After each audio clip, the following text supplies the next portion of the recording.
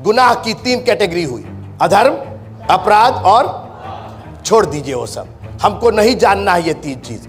उसने कहा हम तीनों माफ कर देते हैं। जब वो क्रूस पर गया तो वहां जो लोग खड़े थे उनमें से कई एक अधर्मी होंगे, कई एक अपराधी होंगे और कई एक पापी होंगे, लेकिन यीशु मसीह ने बजाय अलग अलग कैटेगरी करने के उन्होंने कहा हे पिता इन्हें क्षमा कर, यानी अधर्मियों को क्षमा कर, अपराधियों को क्षमा कर और पापियों को भी क्षमा कर। निर्गमन 34 वर्ष नंबर 1 ऑनवर्ड। फिर यहोवा ने मूसा से कहा पहली तख्तियों के समान पत्थर की 2 और तख्तियां गढ़ ले। तब जो वचन उन पहली तख्तियों पर लिखे थे जिन्हें तूने तोड़ डाला वही वचन मैं उन तख्तियों पर भी लिखूंगा। सवेरे तैयार रहना और भोर को सीनै पर्वत पर चढ़कर उसकी चोटी पर मेरे सामने खड़ा होना। तेरे संग कोई ना चढ़ पाए, वरन पर्वत भर पर भी कोई मनुष्य न दिखाई दे, क्योंकि मेरी महिमा के साथ किसी और की महिमा नहीं होगी, ना बिशप की होगी, ना पादरी की होगी, ना इवेंजलिस्ट की होगी। Praise the Lord. I am God alone. मैंने कहा I am God alone. I am the almighty God. मैं शक्तिमान प्रभु नहीं, मैं सर्वशक्तिमान प्रभु हूं। आमीन। जोर से बोलते रहिए थोड़ा सा। यस, कोई नहीं दिखाई देगा। बिशप साहब को हटाइए, पादी साहब को हटाइए, कोई नहीं। मेरी महिमा मेरी रहेगी, कोई ना चढ़ने पाए। आज दुनिया के लोगों को चढ़ा रखा हम लोगों ने अपनी जिंदगी में। कभी बच्चा चढ़ जाता है, कभी परिवार चढ़ जाता है, दुनिया के बहाने। जब आप प्रभु के सामने खड़े होइए तो आपके और प्रभु के सिवा और कोई ना दिखाई दे। जब तू प्रार्थना करे तो अपने कोठरी में जा और किवाड़ को, ताकि कोई दिखाई ना दे, ताकि और कोई ना दिखाई दे। बकरा बकरी कुत्ता कुत्ती कोई ना दिखाई दे। लिखा हुआ है, मैंने पढ़ा ना, जानवर तक नहीं दिखाई देना चाहिए। आपके पास कोई बहाना नहीं जब आप खुदा के सामने खड़े हो। और सुनिए, वरन पर्वत भर पर कोई मनुष्य कहीं ना दिखाई दे, और ना भेड़ बकरी और गाय बैल भी। अभी आप बोल रहे होंगे आप क्या क्या जानवर जानवर बोल लेते, लिखा तो है इसके अंदर भेड़ बकरी। ना भेड़ बकरी और गाय बैल भी पर्वत के आगे चरने पाए।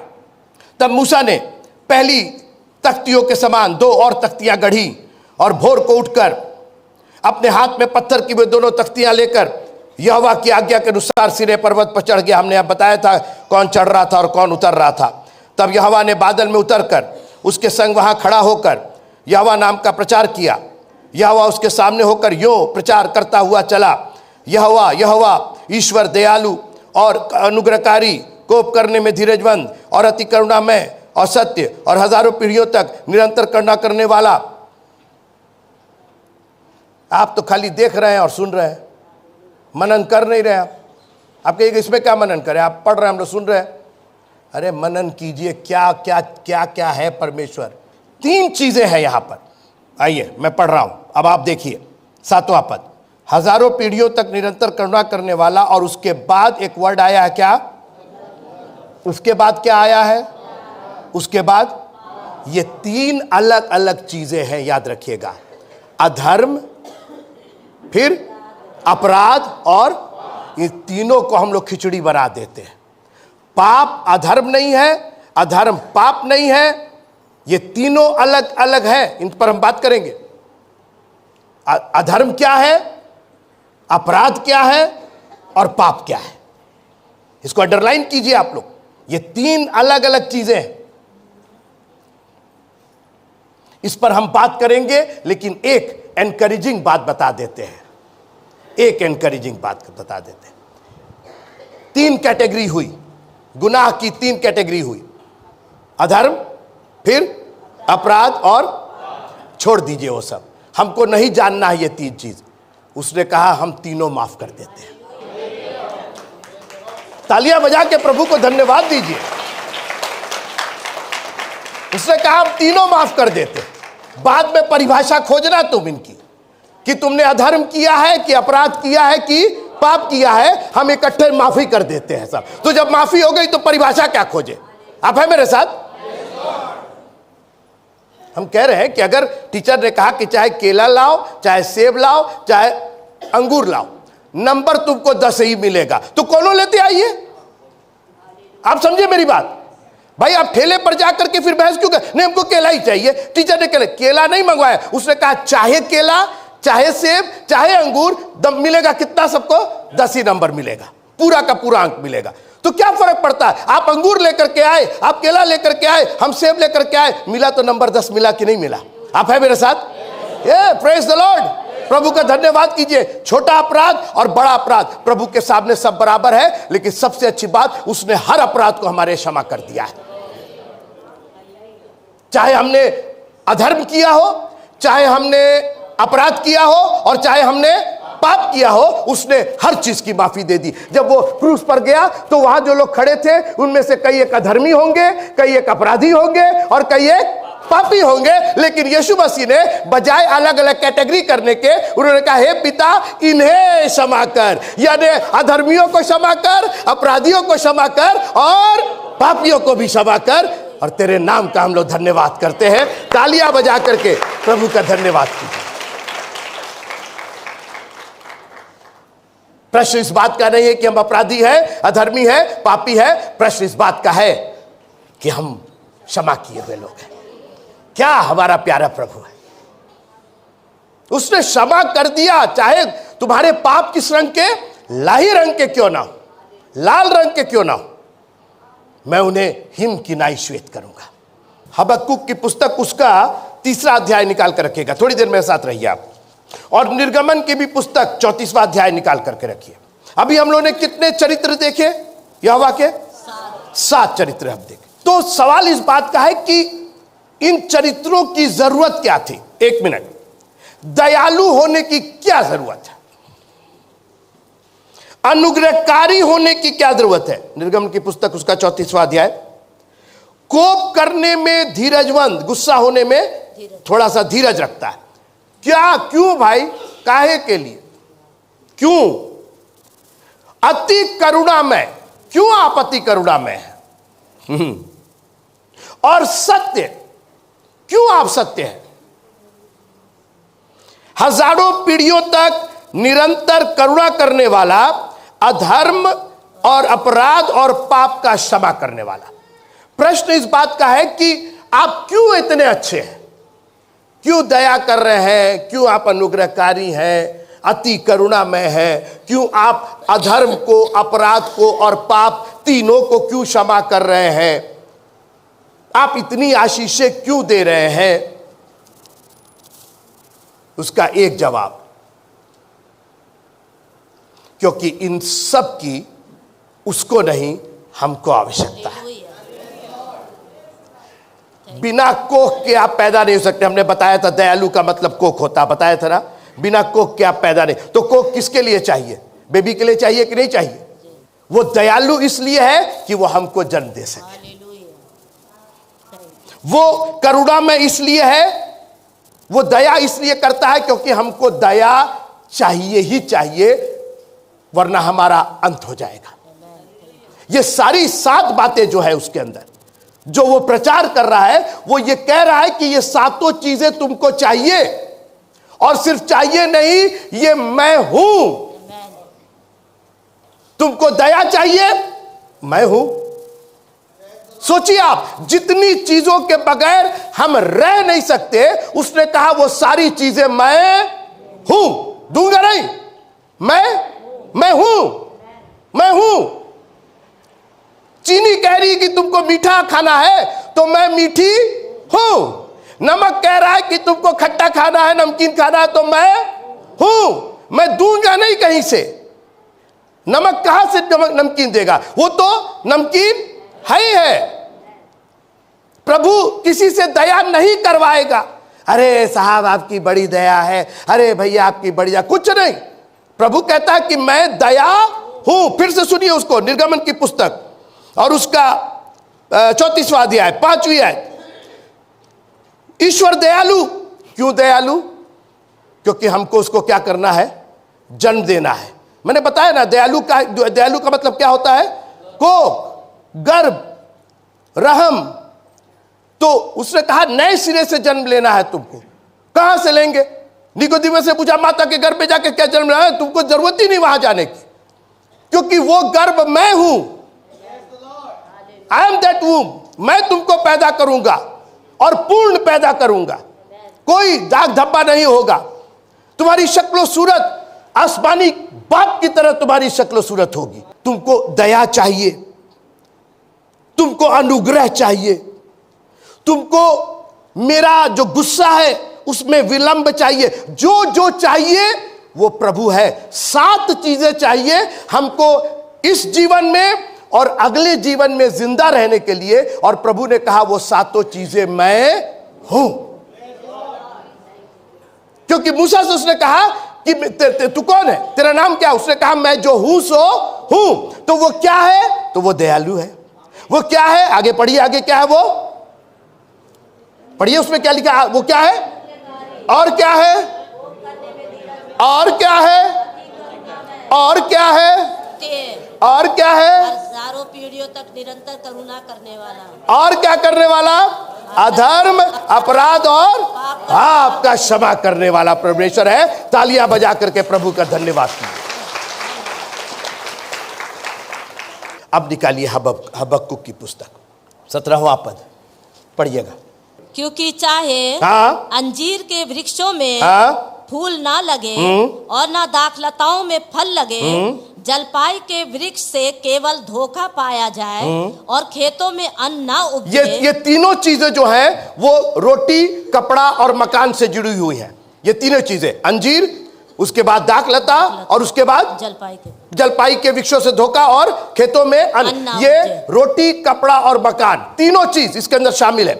तो भविष्यवक्ता कह रहा है कि चाहे रोटी, कपड़ा और मकान ना मिले, नहीं चाहिए, आज हम लोग रोटी, कपड़ा और मकान के चक्कर में अपना वो आसमानी खाना ठुकरा दे रहे, आसमानी वस्त्र ठुकरा दे रहे, आसमानी घर ठुकरा दे रहे।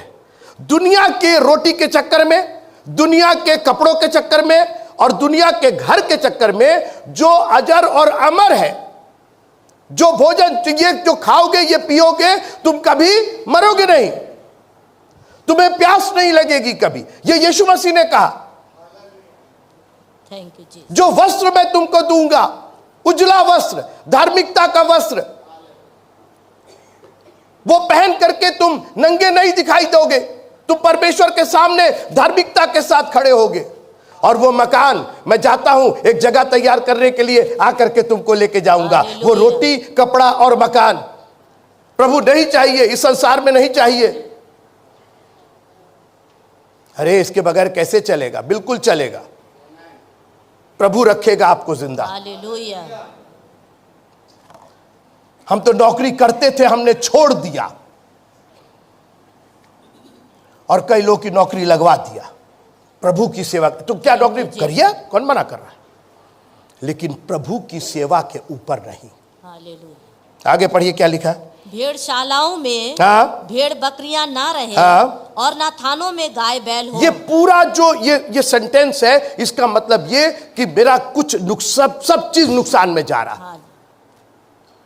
मेरे घर में कोई खुशहाली नहीं आ रही, कुछ नहीं है मेरे पास कोई धन दौलत नहीं, कोई दुनिया की कोई औकात नहीं है। आगे पढ़िए अब क्या लिखा है। तो भी हाँ, मैं यहोवा के कारण। देखिए अक्सर प्रचारक लोग जो हैं, वो मैं प्रचारकों के लिए भी कह रहा हूं कि वो जैसे पढ़वाते हैं ना, फिर उसको रिपीट करते हैं। उसको रिपीट करने की जरूरत नहीं। जैसे आप पढ़िए कुछ, तो भी मैं यहोवा के कारण, मैं यहोवा के कारण हो, तो क्या पढ़ तो रही है भाई वो, फिर आगे पढ़िए। आनंदित और मगन रहूंगा। फिर उसको बोलेंगे, अरे भाई हो गया, एक ही बार पढ़ा जाए उसको। लोग अटेंटिव है, लोग आप सुन रहे हैं कि नहीं सुन रहे हैं? Praise the Lord, praise the Lord. आपको बोर नहीं करना चाहते, हम आपको यहां खालिस दूध कलाम का दे के जाना चाहते हैं। तो भविष्यवक्ता ने कहा कि ये सारी चीजें हमारे पास नहीं है।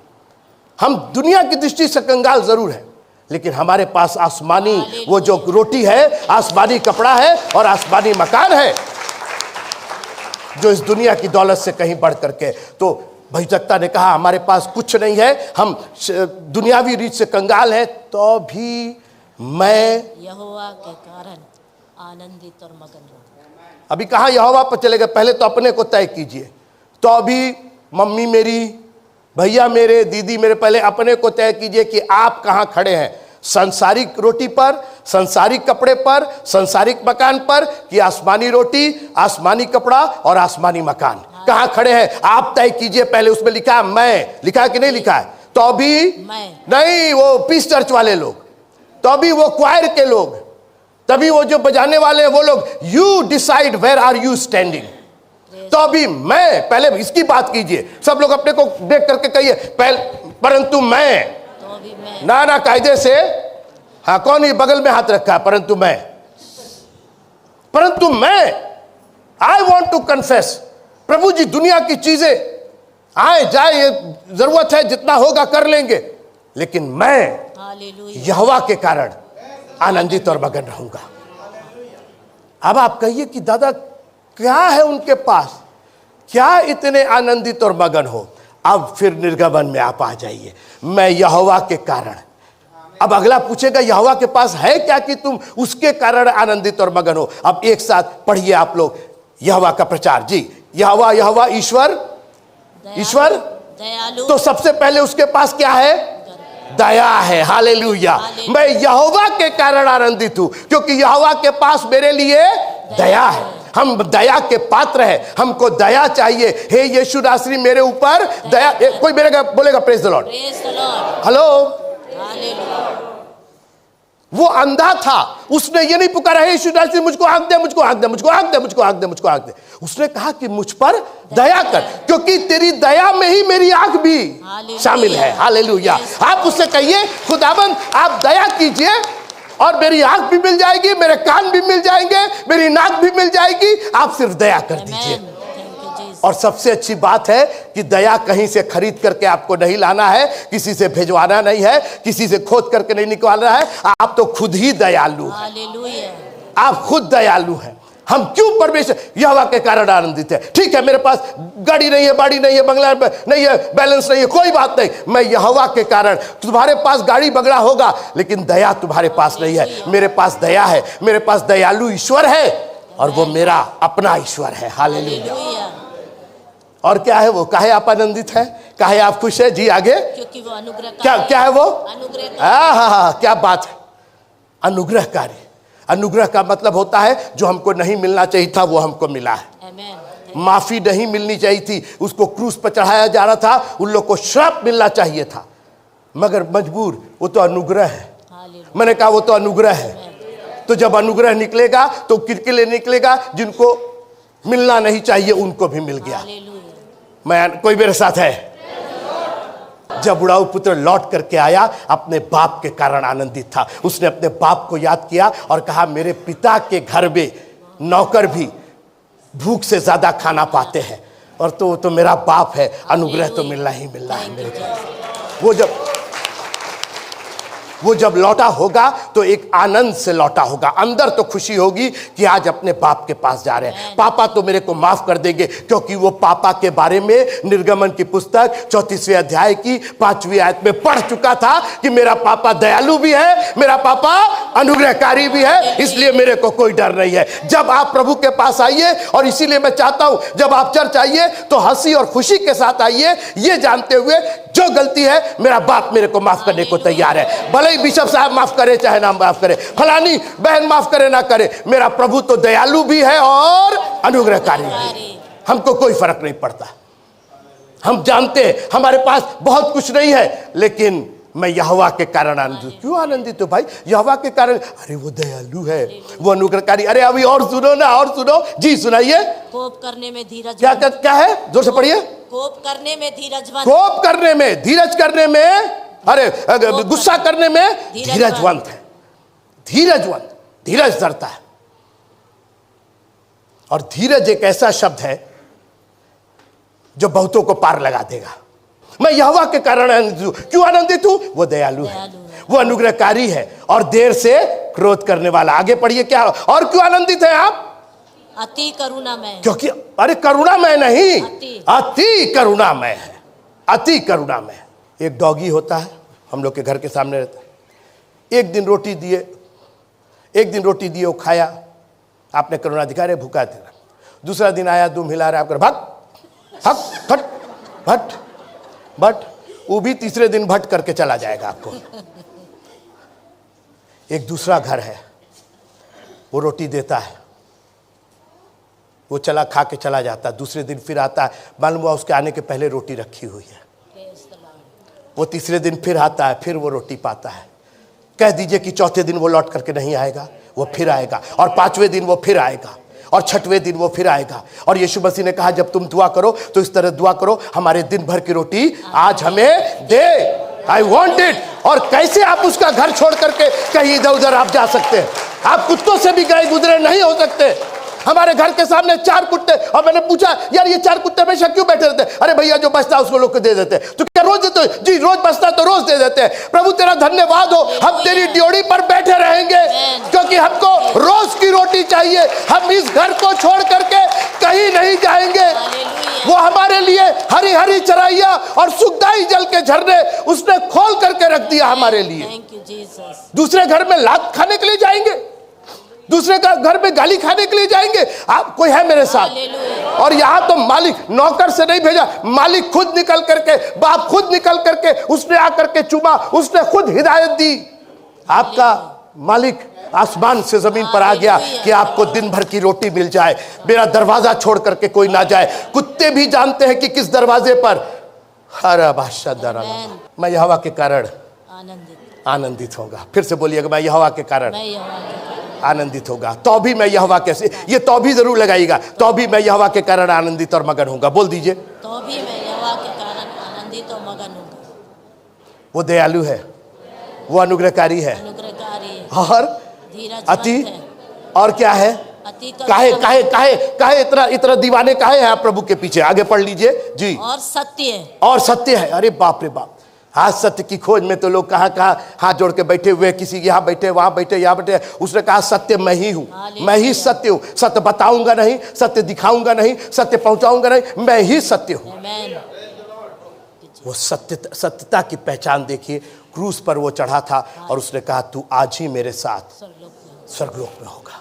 मैं यहोवा के कारण आनंदित हूँ। तुम क्या समझोगे? मेरे बाप की खूबियां तुम क्या समझोगे? मेरे ऊपर जो दया हुई है, जो मेरे ऊपर अनुग्रह हुआ है, मेरे ऊपर जो विलंब से क्रोध हुआ है, मेरे ऊपर जो आशीषें आई हैं, वो तुम क्या समझोगे? आगे क्या लिखा हुआ? मैं यहोवा के कारण क्यों आनंदित है? हजारों पीढ़ियों तक निरंतर करुणा करना। अरे बाप रे बाप, हजारों में ये नहीं लिखा है 1000, 2000 और 7000, ऐसा नहीं लिखा, हजारों। तो आप उसका गिनती, हजारों का मतलब कितना हुआ बाबू? कितना हुआ? अरे तो गिना ही नहीं जा सकता। जब हजारों हो गया, उसको जब संख्या नहीं लगाई गई, इतना वो दयालु है। और केवल हम पर दया नहीं, हमारे बच्चों पर भी उसने दया की है। मैं क्यों ना आनंदित हूं? मैं अपने बच्चों के लिए कुछ छोड़ करके नहीं जा रहा हूं। मैंने उनको बहुत कुछ नहीं दिया, लेकिन कोई बात नहीं, मैंने उनको उस प्रभु से, उस बाप से कोई है मेरे साथ? प्रेज़ द लॉर्ड बोले। अरे केवल हमारा प्रभु सत्य है। मैंने कहा केवल हमारा प्रभु सत्य है, और इसलिए मैं उनके कारण आनंदित नहीं हूं, मैं अपने प्रभु की वजह से आनंदित हूं। मेरे अंदर जो उत्साह है, मेरे अंदर जो जॉय है, मेरे अंदर जो गाना है, मेरे अंदर जो बजाना है, it is because of the Lord that I believe in. और आखिरी का पढ़ के खत्म करते हैं। अधर्म, अपराध और पाप का क्षमा करने वाला। पंडित जी से नहीं निकलवाना, नहीं सुनना, तू ये पर अपराध के लिए बटा, आहो में तू अधर्म के लिए बटा, आहो में तू पाप के लिए बटा। हे पंडित जी, हमारे तीनों माफ हो गए। आप उसको जो नाम देना चाहे। कोई है मेरे साथ? मैं जब पढ़ रहा था तो मैंने कहा कि मैं अधर्मी भी हूं, मैं अपराधी भी हूं, और मैं पापी भी हूं, लेकिन जा हमारा तो सब माफ हो गया। Hallelujah, hallelujah, hallelujah. मैं यहोवा के कारण आनंदित हूं क्योंकि उसने मेरे अपराध भी क्षमा किए, मेरे अधर्म भी क्षमा किए, और मेरे पाप भी क्षमा किए। मुझको कुछ गिनने की जरूरत नहीं है। यीशु मसीह का लहू मेरे पापों को धोने में विश्वास योग्य और धर्मी है। अपनी आंखों को बंद कीजिएगा। Thank you Lord. प्रभु तेरा धन्यवाद हो कि तेरी दया अपरंपार है। तू दयालु प्रभु, अनुग्रहकारी प्रभु, विलंब से क्रोध करने वाला, अति करुणा में हमारे वंशजों पर आप दया करते हैं। आप हमारे अपराध को, हमारे अधर्म को और हमारे पाप को क्षमा करने वाले प्रभु हैं। तुझे छोड़ हम किसके पास जाए? Thank you Jesus. प्रभु जी, होने दीजिए हमें ताकत मिले कि हम रोज तेरा वो चेहरा देखें, हम रोज वो चरित्र देखें खुदावंद, ताकि हमारे अंदर का वो जॉय कभी मिटने ना पाए, हमारे अंदर की वो खुशी कभी कम ना होने पाए। यीशु मसीह के नाम से मांगते हैं, आमीन आमीन।